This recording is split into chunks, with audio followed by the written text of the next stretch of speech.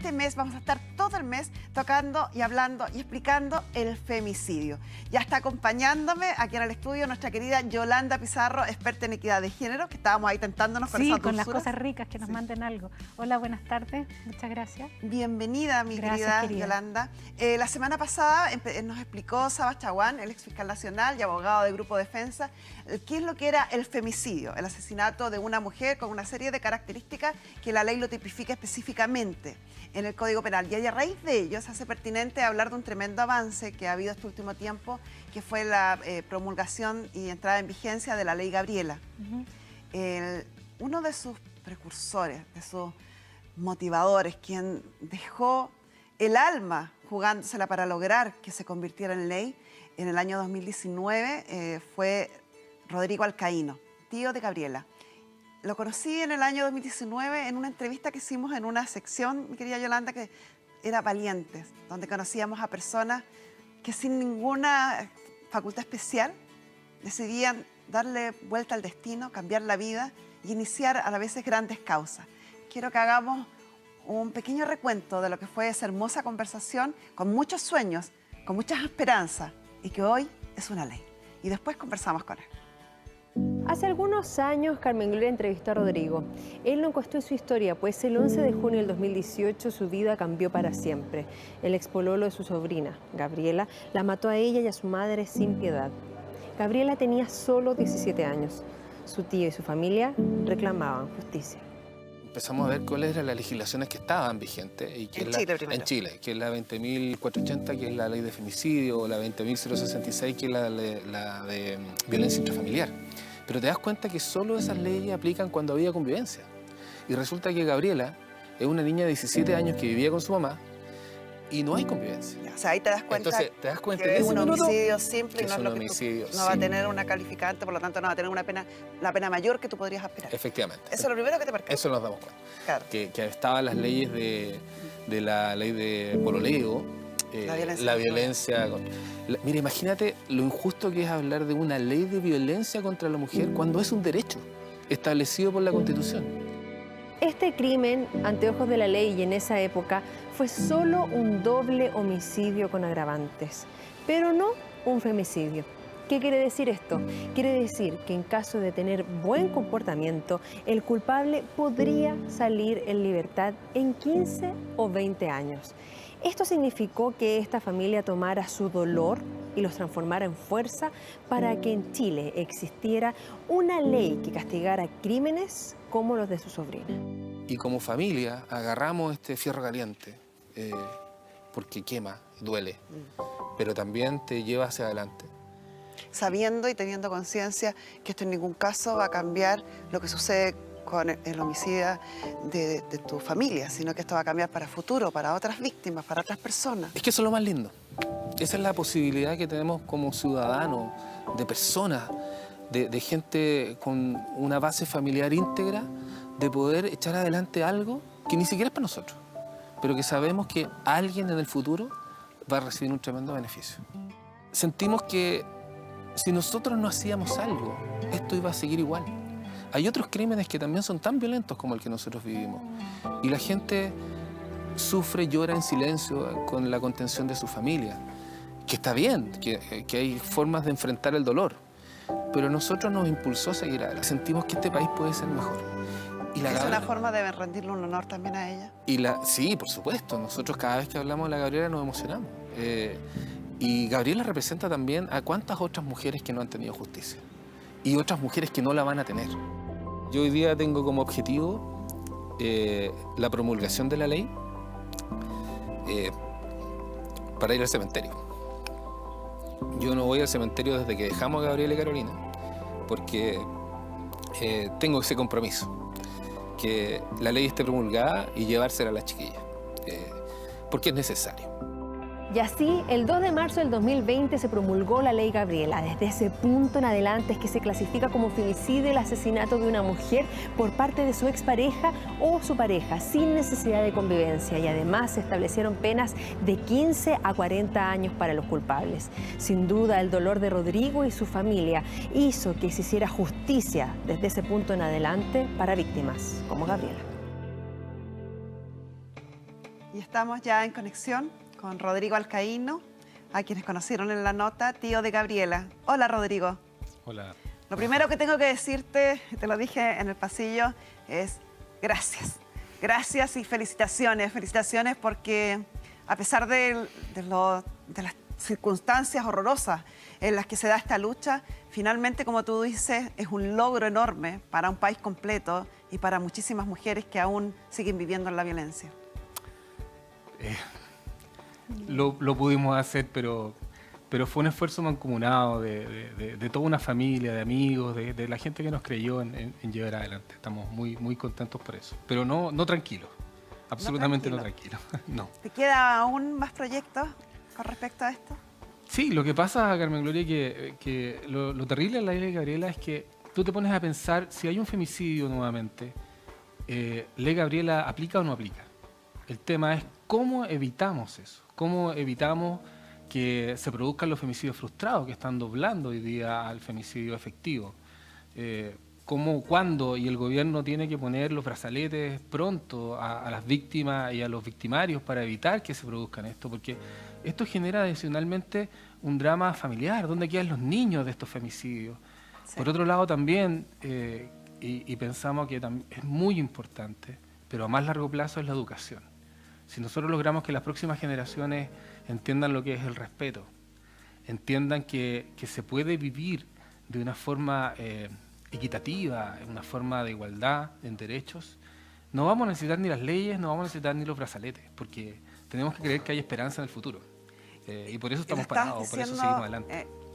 La mejor forma de explicarla es la que tú estás haciendo. Efectivamente, hoy día necesitamos emparejar la cancha. Hoy día está muy despareja. Entonces hay que apoyar esta lucha contra la violencia para que estemos en igualdad de condiciones, y a lo mejor cuando estemos en igualdad de condiciones, a lo mejor cuando aprendamos a respetarnos, como tú dices, no va a haber necesidad de tener un tipo penal distinto, a lo mejor no va a haber necesidad de un brazalete, no va a haber necesidad de medidas de protección, pero mientras eso no ocurra, hay que seguir haciéndonos partícipes, Yolanda. Y lo que dice Rodrigo es la esencia de lo que nos motiva a nosotros en la campaña de este año: cambiar culturalmente, cambiar desde las raíces, volverlo una normalidad, esta sensación de igualdad y de respeto.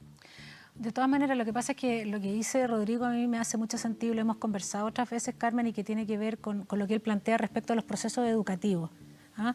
O sea, una sociedad que no es capaz de educarse desde la educación inicial, desde la educación parvularia, en respeto, en equidad, en igualdad, en respeto a las relaciones entre los niños y las niñas, además con educadores preparados, como conversábamos en algún minuto, la verdad es que se nos va a hacer mucho más difícil y nos va a costar mucho más avanzar en este cambio cultural. Yo creo que las herramientas desde el punto de vista teórico, desde el punto de vista de una política pública, y a propósito de la ley hoy día que tenemos desde marzo del 2020, sin duda que es una ayuda, pero necesitamos permear a la sociedad en su conjunto, a los que nos están viendo hoy día, a los que requieren de un proceso de reflexión respecto a cómo son las relaciones que se están estableciendo en sus hijas adolescentes, que podrían ser tener la misma edad que tenía Gabriela en su momento. Entonces, ¿cómo empezamos a poner atención, pero fundamentalmente cómo nos hacemos cargo de procesos educativos de calidad, una educación en sexualidad y afectividad desde la educación inicial,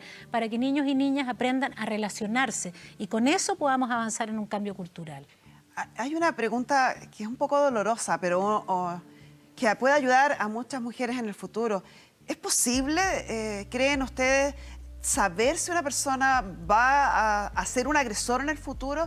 ¿Puede haber sospechas sobre una persona? ¿Hay ciertos indicios, indicadores que debieran ser luces de alerta a lo mejor? De todas maneras, no sé si Rodrigo quiere plantear algo, desde tu digamos, experiencia, antes, Rodrigo. después yo...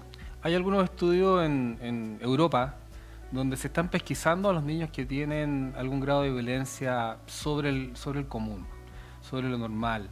Y esos casos se investigan y se persiguen. Pero aquí también tenemos que ser muy autocríticos. Muchas veces los padres bajan esta condición y van y protegen a los niños cuando en realidad es un problema que van a tener mucho más grande a futuro.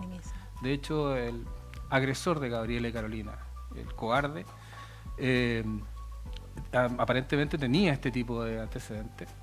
Y miren el problema que estamos. Es un problema que hoy día podría haber sido puesto a coto mucho antes. pero sí, existe la posibilidad de identificar estos casos. Por eso que encuentro muy generoso de parte tuya, y voy a ir a la pizarra para que sigamos, que Rodrigo ya, a pesar de que más que un problema es un dolor eterno que está viviendo, esté dedicándose a prevenir a que otros pasen por lo mismo. Aquí tenemos algunas señales de alerta de un agresor y posible femicida que nos diste tú, Yolanda. ¿Nos quieres empezar a explicar cómo podemos determinar si estas señales que son efectivamente señales de alerta, si amerita levantar luces? Ya.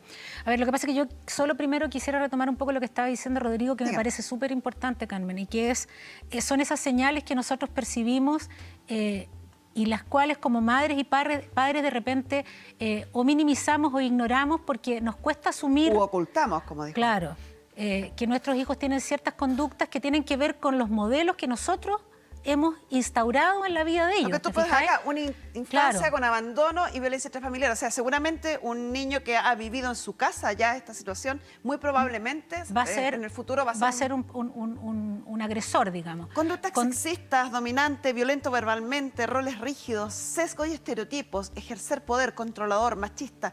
Todos estos pueden llegar a constituir en el futuro un posible agresor y por lo tanto un femicida. Claro, de todas maneras, entonces tenemos que poner atención, y algo que conversábamos también la semana pasada, si no me equivoco, o que no alcanzamos a verbalizarlo tan claramente, son esas señales, digamos, que de repente son tan sutiles, que son esos micromachismos de los que hablábamos en algún minuto, ¿no? Estas conductas muy sutiles, pero que demuestran claramente que en un minuto determinado eso puede aumentar.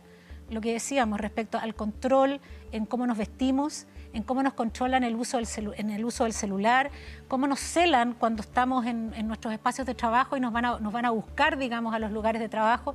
Entonces yo creo que es importante que ustedes que nos están viendo hoy día pongan atención a esas señales, porque cuando se empiezan a reiterar en el tiempo, lo más probable es que terminemos en una conducta violenta que va a culminar, digamos, en la mayor agresión que puede sufrir una mujer, que es un femicidio.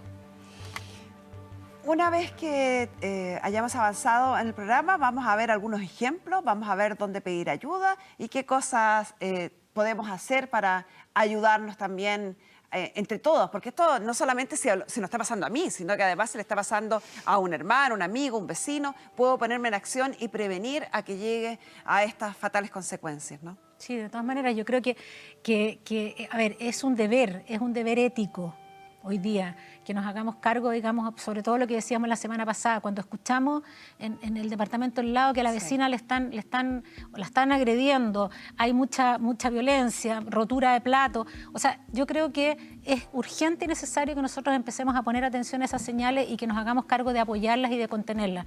Porque muchas veces las mujeres pasan, o sea, ustedes tienen claro que pasan más de 7 años antes que nosotros tomemos la decisión de denunciar.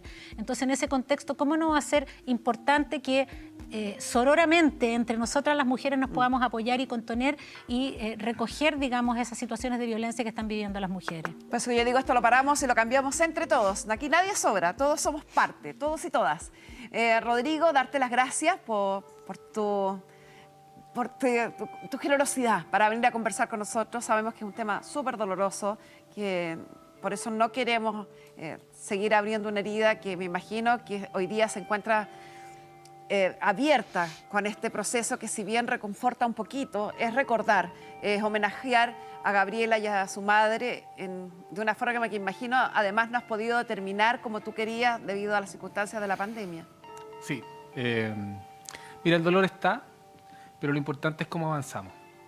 Hay que identificar las señales, y también yo hago un llamado a las autoridades. El gobierno tiene que poner más recursos a los ministerios que corresponden, al Ministerio de la Mujer. Hay políticas que tenemos que instaurar. Los parlamentarios, por favor, ¿hasta cuándo seguimos esperando que aprueben las leyes? Las leyes hoy día no requieren presupuesto adicional, requieren que las aprueben y las apliquemos. Al Poder Judicial, por favor, apliquen. Y a la sociedad, por favor, no nos polaricemos. Tratemos de buscar un entendimiento para que esto cambie. No solamente desde el femicidio, sino que para que podamos avanzar, si no nos vamos a quedar estancados. Muchas gracias, Rodrigo. Seguramente en el futuro vamos a estar conversando. Quizás luego tengamos noticias de la tubillera que está ahí, a la puerta del horno, como dicen.